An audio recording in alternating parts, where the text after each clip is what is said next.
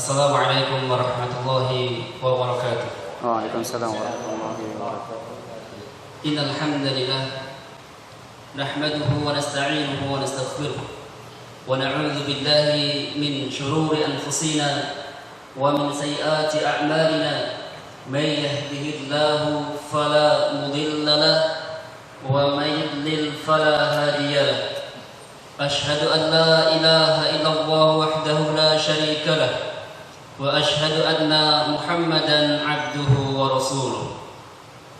Ya ayyuhalladzina amanu taqullaha haqqa tuqatih wa la tamutunna illa wa antum muslimun. Ya ayyuhalladzina amanu taqullaha wa qulu qawlan sadida yuslih lakum a'malakum wa yaghfir lakum dhunubakum wa man yuti'illaha wa rasulahu faqad faza fawzan 'azima. Amma ba'd. فإن أصدق الحديث كتاب الله وخير الهدي هدي محمد صلى الله عليه وسلم وشر الأمور محدثاتها فإن كل محدثة بدعة وكل بدعة ضلالة وكل ضلالة في النار. معاشر المسلمين والمسلمات والمستمعين والمستمعات yang semoga dirahmati Allah Subhanahu wa taala. Marilah kita sama-sama mengucapkan syukur kita kepada Allah Tabaraka wa Ta'ala yang telah memberikan nikmat kepada kita semuanya, yaitu nikmat iman, nikmat Islam, dan nikmat kesehatan, sehingga kita bisa melaksanakan ibadah kepada Allah Subhanahu wa Ta'ala.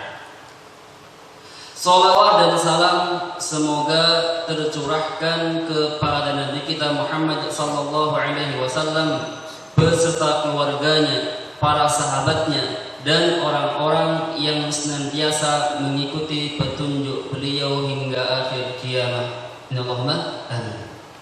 Nah, insyaallah kita akan melanjutkan kajian kita, yaitu bab al-iman. Murajaah, sebelumnya murajaah. Apakah yang dimaksud dengan iman? Murajaah. Man ya'rif?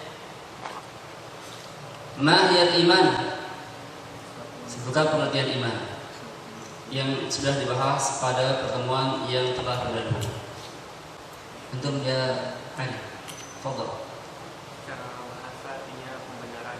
Nah, al-iman lughatan at-tasdiq, yaitu pembenaran. Tak istilah? Cara istilah yaitu sesuatu yang diucapkan dengan lisan, kemudian diamalkan dengan anggota badan, diyakini dengan hati, dan iman bisa bertambah dengan ketaatan serta berkurang dengan kemaksiatan. Nah, itulah iman. Iman menurut ahlu sunnah wal jamaah adalah tasdiqun bil janan. Iman itu adalah membenarkan dengan hati. Wa qaulun bil lisan, dan juga diucapkan dengan lisan. Wa amalun bil jawarihi wal arkan. Iman itu juga diperbuat dengan anggota badan. Jadi seorang yang ketika beriman kepada Allah mengikrarkan dia beriman kepada Allah, yaitu dia mengucapkan dengan lisannya dan juga meyakini dengan hatinya. Kemudian iman itu juga diamalkan dengan anggota badan, yaitu mengamalkan syariat agama Islam. Maka orang yang beriman itu mengamalkan syariat agama Islam. Di sana ada orang yang mengaku yang mereka biasanya beribadah itu ada tingkatannya. Thariqah, syariat, ma'rifat. Mereka kalau sudah tingkatan ma'rifat, kata mereka, tidak apa-apa, tidak sholat. Betul begitu. Dia tidak sholat, meninggalkan ibadah. Padahal Nabi kita sallallahu alaihi wasallam orang yang paling ma'rifat Allah, orang yang paling kenal dengan Allah, tetap sholat. Bahkan sholat sunnah juga dikerjakan sampai bengkak-bengkak kakinya. Bahkan juga mereka yang mengaku meyakini sudah ma'rifat, tingkatan ma'rifat, mereka mereka itu kalau sholat Jumat katanya di mana? Di Mekah. Padahal dia di Indonesia. Padahal dia di mana? Di Indonesia. Katanya di Mekah dia sholat. Padahal dia masuk kamar tidur. Dibawa oleh khayalan saja. Padahal secara logika tidak nyambung. Di kita Jumatan jam berapa? Jam 12. Kata Amerika Jumatan jam 12 di sini di Indonesia. Di Mekah jam berapa sholatnya? Jam 12 di Indonesia. Jam berapa di Saudi? Mungkin masih jam 7-an duha. Berarti saat akal saya bisa terima. Maka kasihan para mad'un yang berjamaah ditipu oleh mereka. Itulah akidah yang menyimpang. Maka yang namanya orang itu beriman, maka dia itu harus mengamalkan syariat agama Islam, yaitu wa amalun bil jawarihi wal arkan. Maka dia harus mengamalkan dengan anggota badan. Orang beriman kepada Allah, Rasulnya, malaikatnya, kitabnya, nabinya, hari akhir, wal qadar, maka dia juga harus mengamalkan ajaran Islam. Dia juga harus sholat, juga baca Al-Quran, ibadah yang lainnya. Iman itu menurut aqidah Ahlus Sunnah wal Jamaah yazidu bitta'at. Iman itu bisa bertambah dengan ketaatan. Sebagaimana yang sudah kita jelaskan pada pertemuan yang telah berlalu. Iman itu bisa bertambah dan juga bisa berkurang. Pernah nggak kita rasakan yang bertambah berkurang? Pernah. Kadang kita semangat ibadah, mempeng, rajin. Kata orang itu ngejos. Iya. Semangat, mempeng. Kadang juga malas. Pernah malas ibadah? Pernah, Ustaz. Dibuat suatu semangat ada itu malas. Kajian dan malas kajian. Betul. Betul nih. Betul Ustaz. Benda waridin. Betul Ustaz. Iya. Berarti apa? Iman itu bisa bertambah, bisa berkurang. Bertambah dari ketaatan, berkurang dengan kemaksiatan. Maka kalau kita itu dibuat ibadah kok malas, curigailah diri kita. Berarti banyak dosa dan maksiatnya. Sebagaimana yang Nabi sabdakan. Ya. Innal 'abda idza akhta'a al-khati'ata nuqitat fi qalbihi nuqtatan sauda. Seorang hamba apabila berbuat kesalahan, berbuat dosa, maka akan ditorehkan satu titik hitam di mana ya? Di dadanya.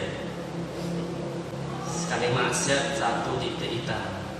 Terus 2, 3, terus masih terus. Sehingga kalau hatinya itu tertutup dengan dosa dan maksiat, maka dibuat ibadah itu berat. Tapi kalau dia itu setelah berbuat maksiat, dosa, wastaghfar dan istighfar, bertobat, sukirat, akan hilang. Sekali dosa, ya, kemudian dia bertobat, istighfar kepada Allah Subhanahu wa taala, minta ampun kepada Allah Subhanahu wa taala. Nabi aja orang yang maksum, yang dijamin masuk surga, dosanya sudah diampuni, yang berlalu ataupun yang akan datang, masih istighfar berapa hari sekali? 100 kali. Itu Nabi. Kita itu sehari berapa kali istighfar? Ngaku ada nggak 100 hari ini? Ada nggak? Sampai. Paling antum zuhur 3 kali istighfar. Allah musta'an. Perbanyak istighfar, perbanyak taubat kepada Allah Subhanahu wa taala. Dekatkanlah diri kita kepada Allah Subhanahu wa taala sebelum datang ajal menjemput kita. Maka banyak istighfar. Bahkan di hal apapun boleh juga istighfar. Ada istighfar ya. Nah, kemudian iman itu bertambah dan juga berkurang. Nah, kita membahas yang itu bahwasanya rukun iman ada berapa? Ada tuh 6. Sampai lupa ya. Nah, bahwasanya aqidah salafus saleh Ahlus Sunnah wal Jamaah dalam prinsip-prinsip keimanan, maka terangkum dalam iman dan tasdik itu kebenaran dalam rukun yang berapa? Keenam. Siapa yang hafal hadisnya? Yaitu hadisnya panjang, hadis tercantum di dalam kitab Arba'in Nawawi.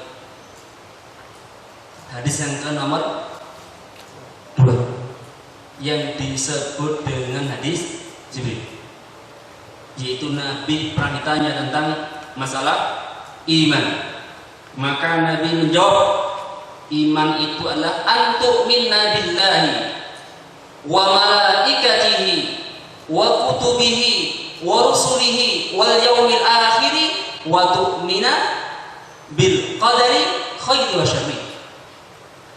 Iman adalah hendaklah engkau beriman kepada Allah, beriman kepada para malaikatnya, beriman kepada kitab-kitabnya, dan juga beriman kepada para rasulnya, dan juga beriman dengan hari akhir, dan juga beriman dengan qadar baik maupun buruk, takdir baik ataupun buruk. Fa'idha saqata minha ruknun lam yakul insanu mu'minan. Apabila jika salah satu rukun iman itu jatuh, yaitu orang beriman kepada Allah tapi tidak beriman kepada malaikatnya misalnya, dia cuma mengimani 5 iman saja, maka apa? Lam yakul insanu mu'minan, maka seseorang itu tidak dapat menjadi mukmin sama sekali. Maka harus beriman dengan yang berapa? Yang ke-6.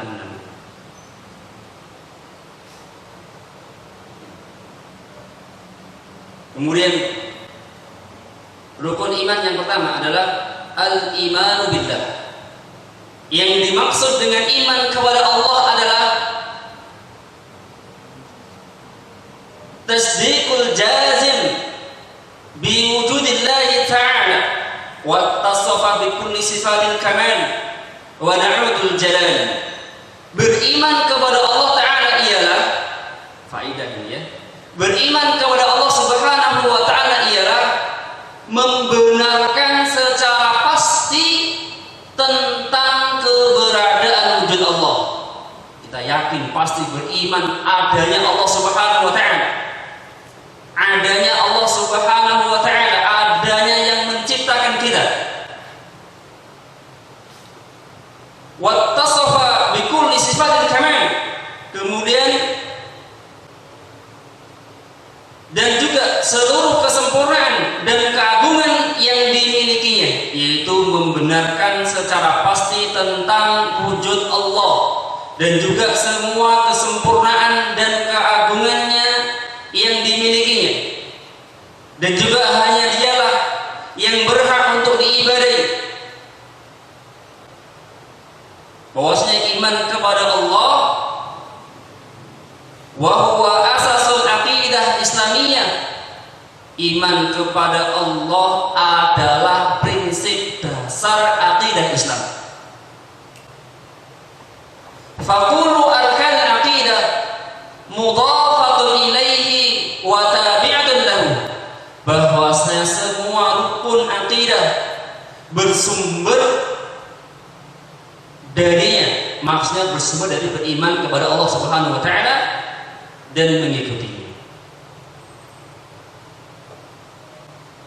Maka beriman kepada Allah Subhanahu wa Ta'ala mengandung arti bahwasanya keimanan dengan keesaannya, dan dialah satu-satunya yang berhak untuk diibadahi. Karenalah keberadaannya tidak diragukan lagi. Bahkan keberadaan Allah atau wujud Allah atau adanya Allah telah terbukti baik secara fitrah manusia dan juga dengan akal dan juga dengan syariat maupun indera kita. Jelas dengan fitrah kita, fitrah manusia akan mengakui adanya wujud Allah Subhanahu wa Ta'ala, adanya Allah Subhanahu wa Ta'ala. Fitrah kita itu yang meyakini adanya Sang Pencipta, adanya Allah Subhanahu wa taala tanpa harus berpikir lagi. Oleh karena itu, beriman kepada Allah Subhanahu wa taala maka mencakup 4 perkara. Yang pertama, al-imanu bi wujudillah.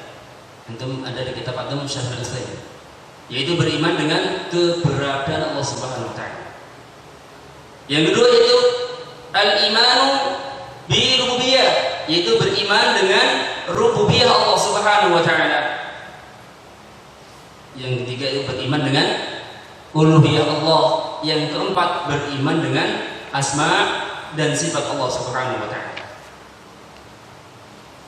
Yang dimaksud dengan beriman dengan rububiyah Allah, maksudnya apa kita beriman dengan rububiyah Allah? Maknanya adalah al-i'tiqadu jazim bi anna Allah wahdahu rabba kulli syai'in wa malika la syarika lahu wa huwa al-khaliq wahdahu wa huwa mudabbirul alam. Maknanya adalah keyakinan yang pasti bahwa hanya Allah semata Rabb dan pemilik segala sesuatu. Tidak ada sekutu baginya. Dialah yang Maha Pencipta, dialah yang mengatur alam dan menjalankannya. Ini makna kita beriman dengan rububiyah Allah, yaitu bahwasanya keyakinan yang pasti bahwa Allah lah Rabb semesta, Rabb alam semesta ini dan pemilik segala sesuatu. Tidak ada sekutu baginya. Dialah yang Maha Pencipta dan dialah yang mengatur alam semesta ini dan menjalankannya. Maka khulasatul kalam, ya ringkasan yang beriman dengan rububiyah Allah adalah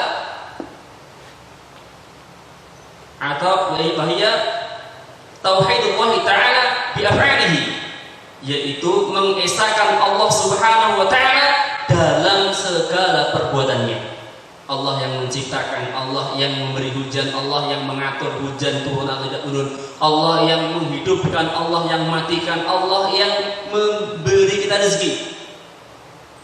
Ini maknanya, yaitu mengesahkan Allah Subhanahu wa taala dalam segala perbuatannya. Kalau kita sudah tahu Allah yang mengatur hujan, Allah yang memberi rezeki bagi kita semuanya, maka kita harus mengesahkan Allah Subhanahu wa taala. Allah lah yang telah memberi rezeki kepada kita, Allah yang telah menurunkan jalan kita semuanya, dan kita tidak boleh ya menyekutukan Allah Subhanahu wa taala. Kalau kita tahu Allah yang telah menciptakan kita, Allah yang telah menghidupkan kita, maka tidak boleh kita itu minta kepada selain Allah Subhanahu wa taala atau meyakini adanya Sang Pencipta selain Allah Subhanahu wa taala. Kalau ada orang yang meyakini selain Allah itu bisa memberikan hujan atau bisa menolak hujan, hukumnya syirkul akbar.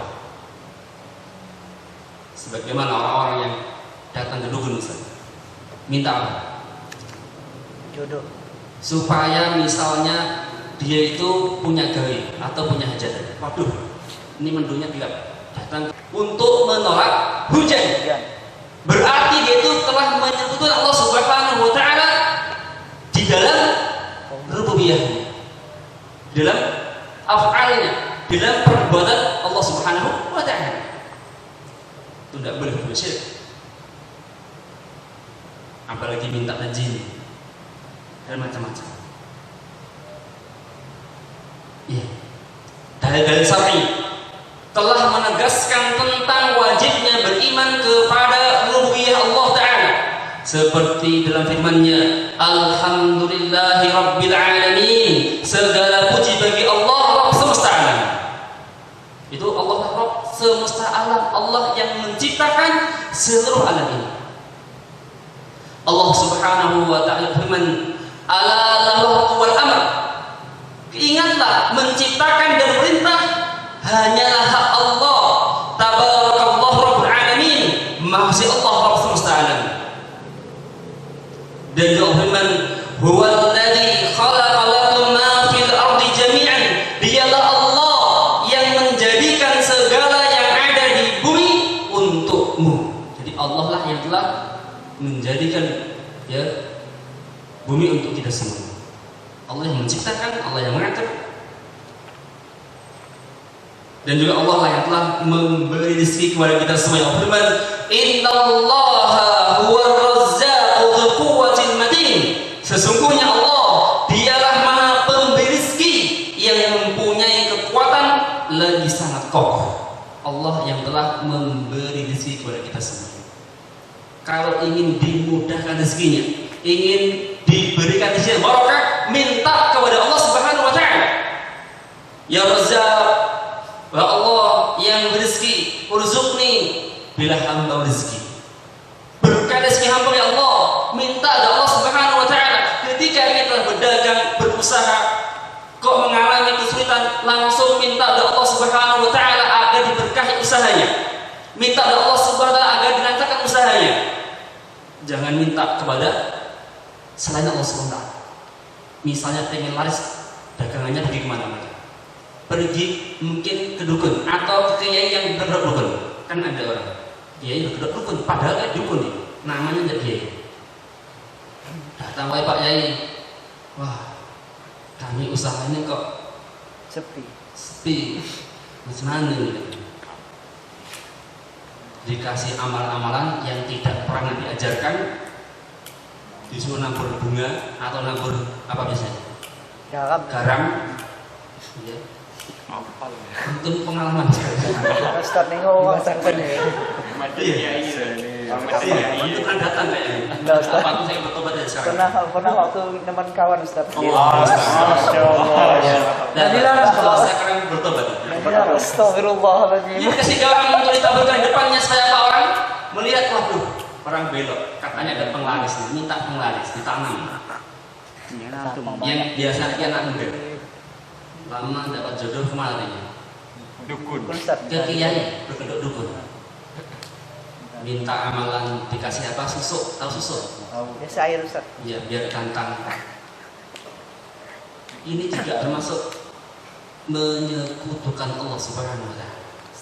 Dia meyakini selain Allah ada yang mampu memberikan rezeki. Maka hukumnya tidak boleh, karena Allah firman, Innallaha huwar razzaqu dzul quwwatil matin. Sesungguhnya Allah dialah yang maha memberi rezeki yang mempunyai kekuatan lagi sangat kokoh. Dan beriman dengan tauhid ini, yaitu tauhid apa? Rububiyah. Tidak diperselisihkan oleh orang-orang kafir Quraisy dan para pengikut aliran agama. Maksudnya semuanya beriktikad bahwa pencipta alam semesta ini hanyalah Allah. Mereka orang kafir Quraisy meyakini yang menciptakan alam semesta ini, yang menciptakan bumi, yang menciptakan langit, bahkan yang menciptakan mereka pun manusia, mereka meyakini Allah, sepakat. Sebagaimana yang Allah firmankan, wala in sa'altahum man khalaqas samawati wal arda. Dan sesungguhnya jika kamu menanyakan kepada mereka, siapakah yang menciptakan langit dan bumi, la yakun Allah, tentu mereka akan menjawab Allah.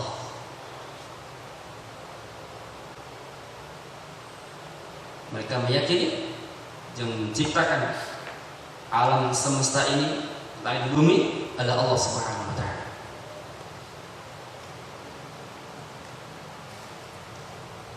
Yang berikutnya yaitu beriman dengan uluhiyah Allah. Yaitu beriman dengan uluhiyah Allah.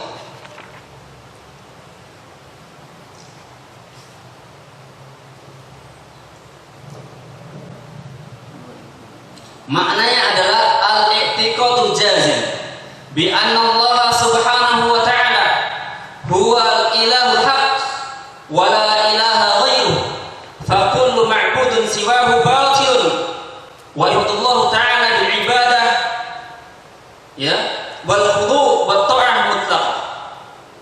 Maknanya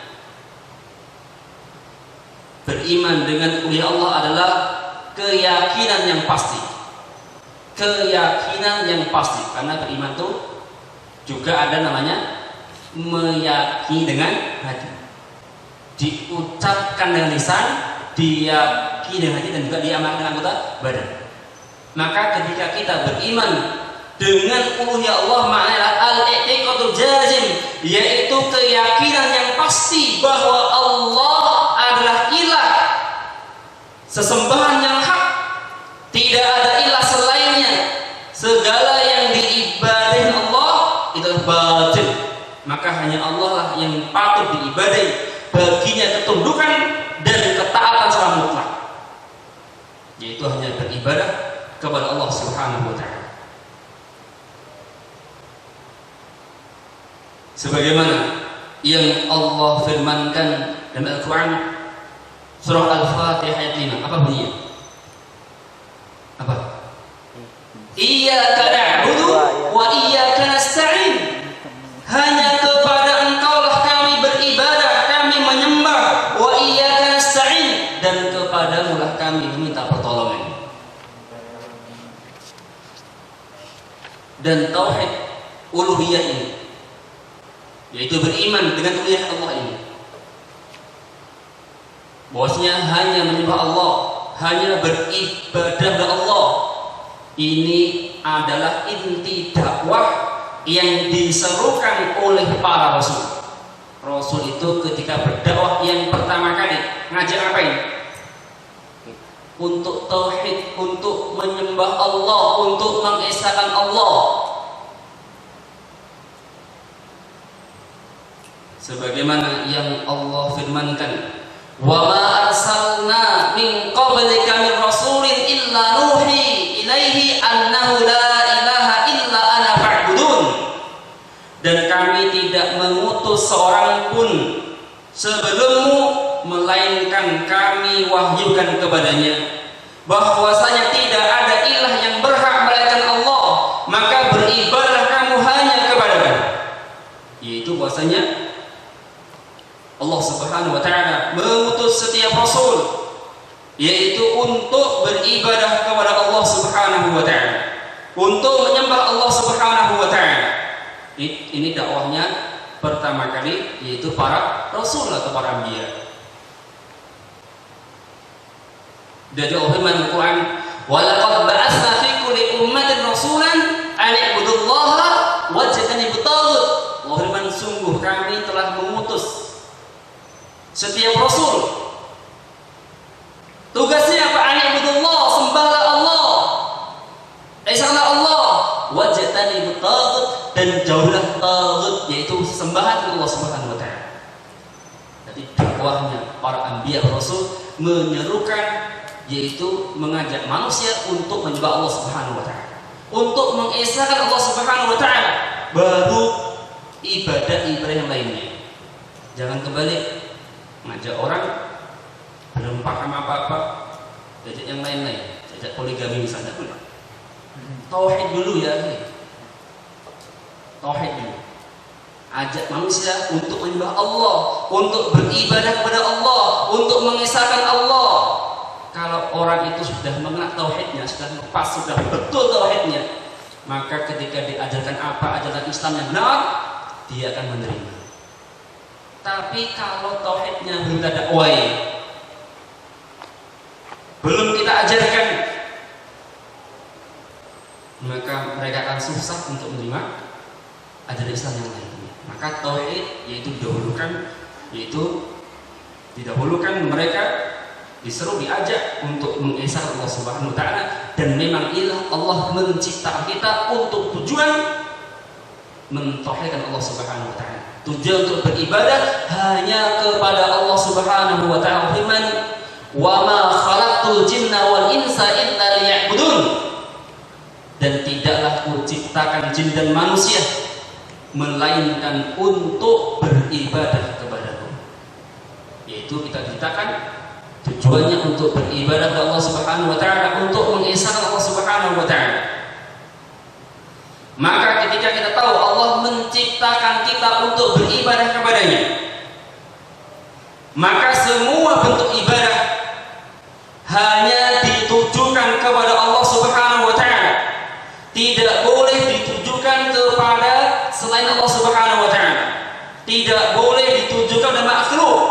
tidak boleh juga diberikan kepada selain Allah Subhanahu wa taala.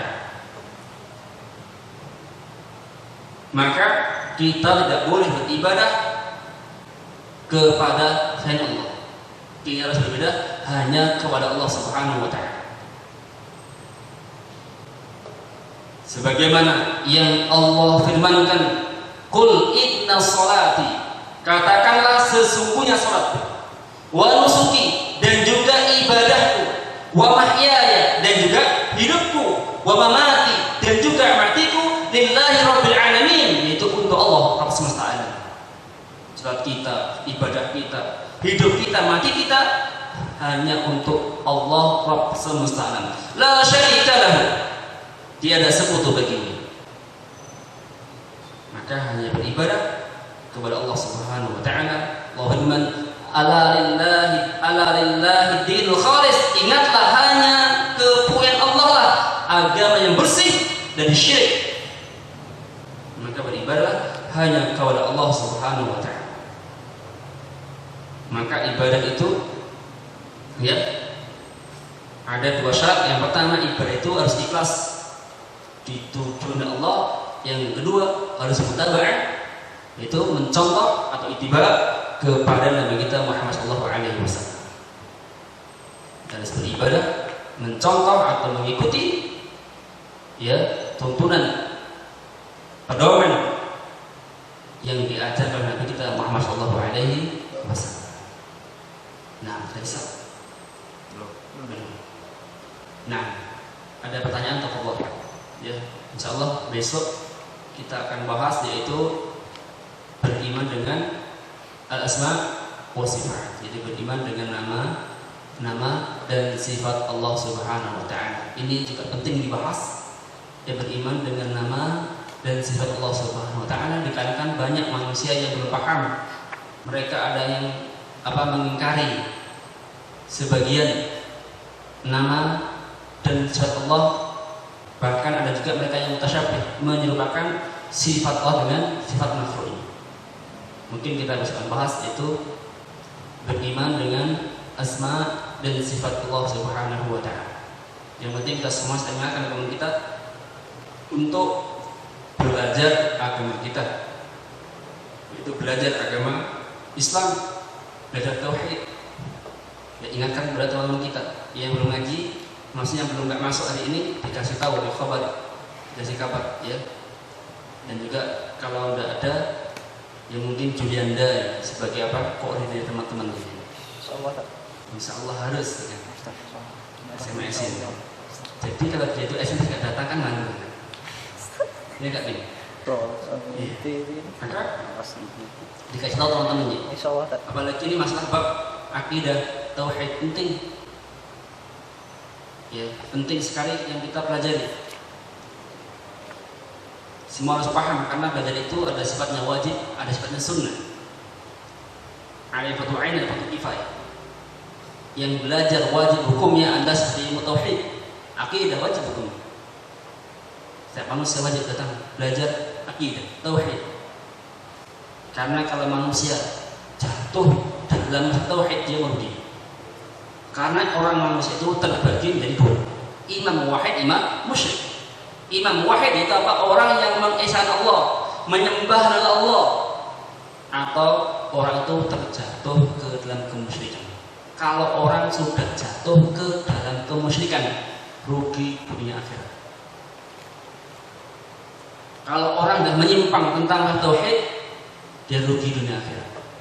Dikarenakan dosa paling besar adalah kesyirikan. Bahkan dosa yang tidak diampuni, sebagaimana yang Allah firmankan, innallaha la yaghfiru an yushraka bih wa yaghfiru ma duna dzalika liman yasha. Sesungguhnya Allah Subhanahu wa taala tidak akan mengampuni dosa syirik, dan Dia akan mengampuni dosa selain syirik bagi yang Allah kehendaki. Kalau kita tidak tahu mana tauhid dan syirik, maka kemungkinan besar akan terjatuh dalam syirik. Dulu sahabat yaitu Hudzaifah bin Yaman pernah berkata, Kanan nas aluna 'anil khair. Dulu manusia itu banyak bertanya tentang kebaikan. Wa kuntu as'aluhu, dan dulu aku bertanya misalkan anisyar, yaitu tentang keburukan, kejelekan. Kenapa? Makhafatan an yudrikani, karena aku takut ya supaya aku tidak terjatuh dalam keburukan tersebut. Maka belajar tauhid, ya belajar juga bahaya kesyirikan. Tapi kita tinggal di bahaya kesyirikan. Nah, seharusnya aja doa penutup majelis. Wassalamualaikum warahmatullahi wabarakatuh. Waalaikumsalam.